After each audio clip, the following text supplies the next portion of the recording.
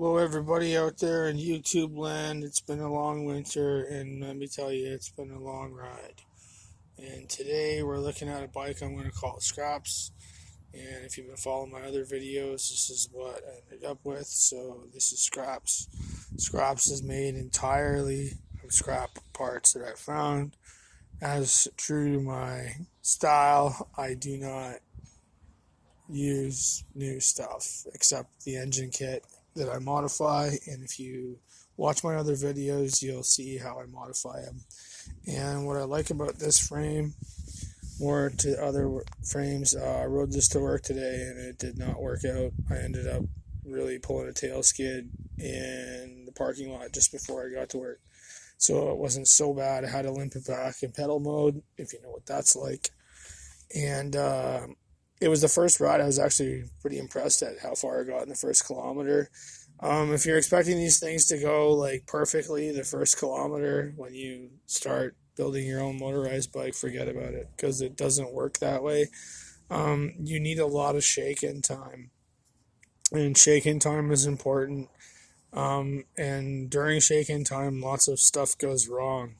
So what happened today was when I went to work, this chain had stretched to the point where it knotted up in the housing, and I had to take all the bolts off. And I'm running a spring-loaded tensioner. These have their pluses and their minuses. These work, but their normal tensioners do also work. They both just work in different ways. So this tends to stall you a lot when you're starting, whereas the normal tensioner won't do that, but at the same time will require more adjustment throughout your riding hours. The spring-loaded tensioner I had on here, after the chain had worked itself in and it stretched to the point where I actually had to take out another link. And if you watch my other videos, you know that I run 41 chains. I don't run the 41 and a halves or whatever. I actually run a short, smaller chain, and I picked these up at Princess Auto. They seem to work pretty good.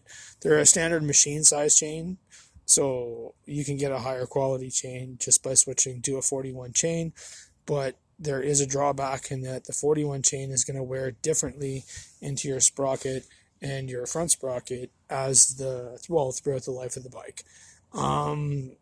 But they do work better. So you may expire your sprockets. Like, I've never killed a back sprocket, but I've killed a few front sprockets running this way. But the amount of hours that you put on the bike in comparison to how you kill the sprocket, it's negligible. Like, I just do this automatically now whenever I get one of these bikes. So that was the problem I had today. So yeah, Scraps runs pretty good. It's pretty basic. I haven't got any shock forks or anything for it yet. Not too happy about the paint color. It's metallic, but it's kind of cool at the same time. But I don't know. I usually flip these after I make them. I ride them for a bit and I flip them. So I don't know. Maybe somebody will like the color.